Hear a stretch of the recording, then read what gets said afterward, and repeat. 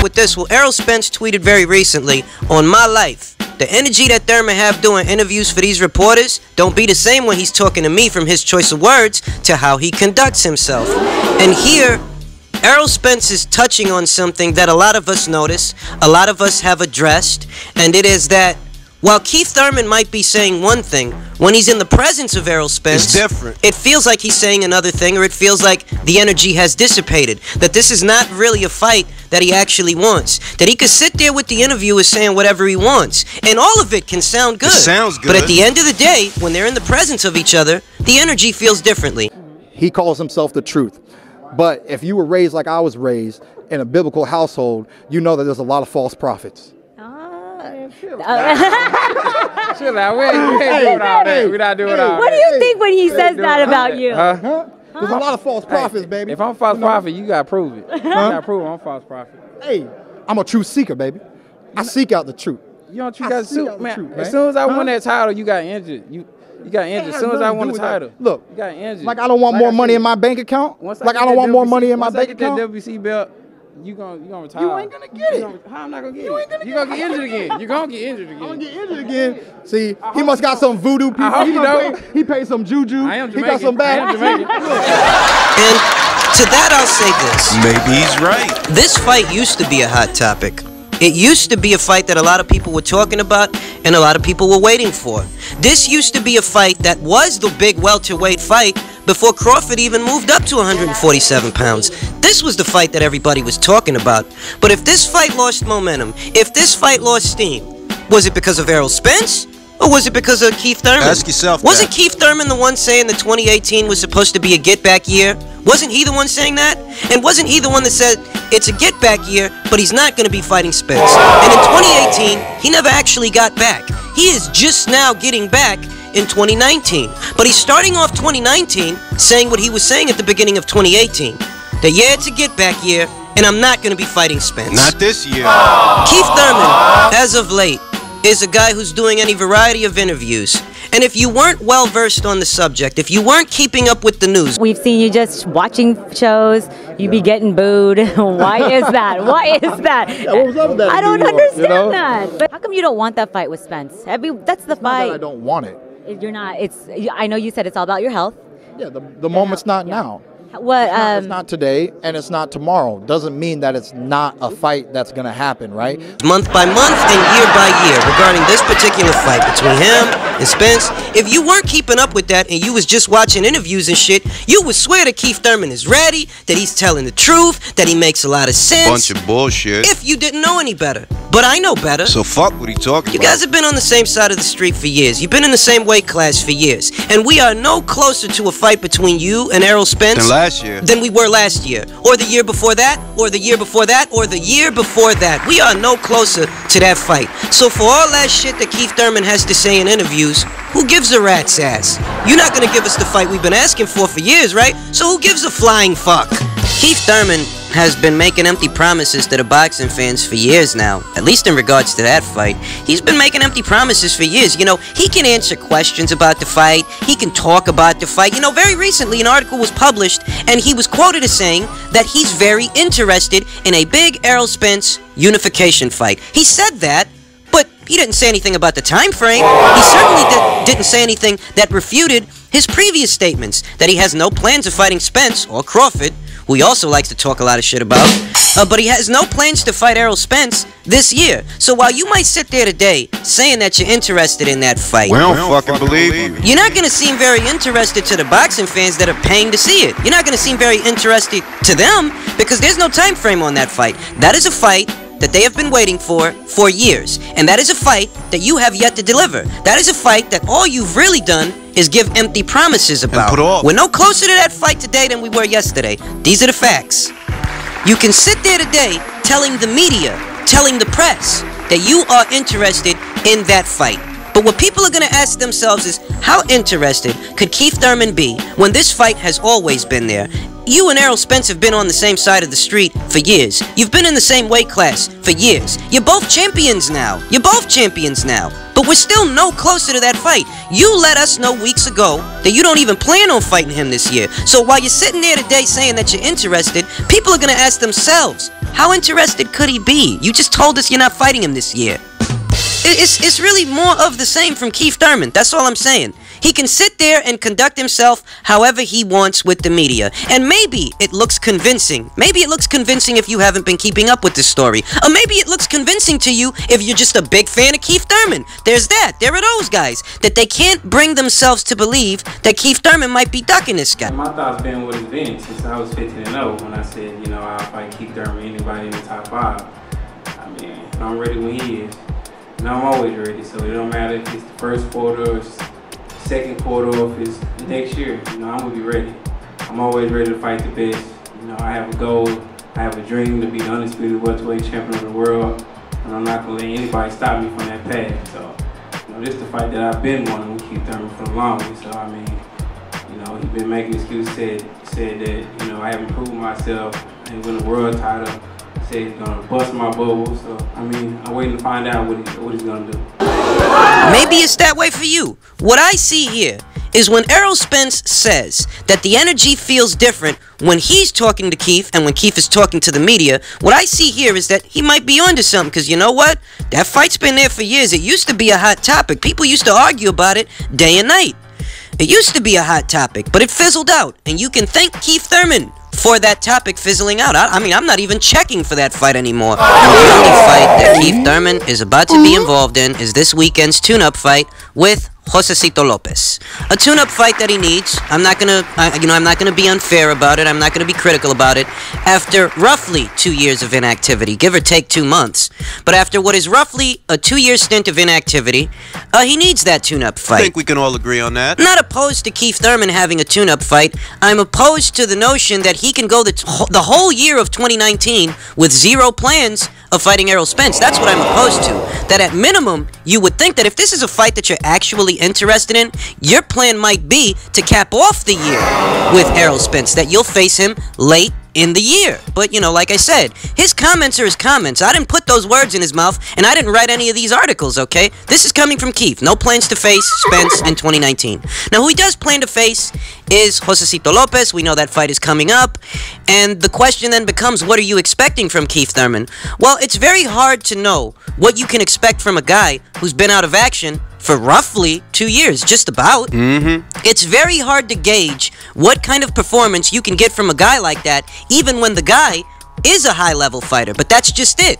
We don't know that he's still a high-level fighter. We're going off of what he was. Not what he is. You know, when Keith Thurman fought Sean Porter, that was the only fight he had the whole year.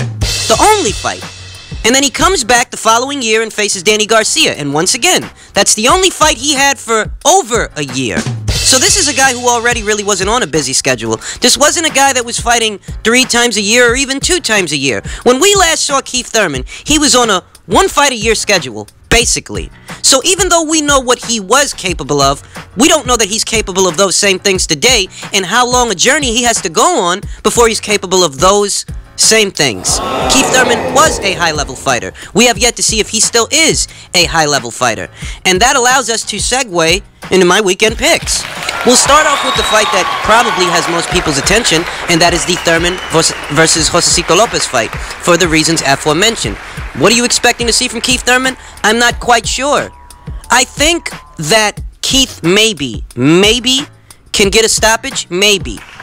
Because Josecito Lopez, you know, he's a guy that has 7 professional losses, and 3 of those losses came by way of knockout. He was taken out by Canelo Alvarez in the 5th round, taken out by Marcos Maidana in the 6th round, and then taken out by Andre Berto, also in the 6th round. So I anticipate, and I'm being optimistic, because I could be wrong, Keith Thurman might actually struggle in this thing. But in my optimism, what I'm gonna go with, if I have to go with a prediction, what I'm gonna go with is Keith may exhibit some ring rust.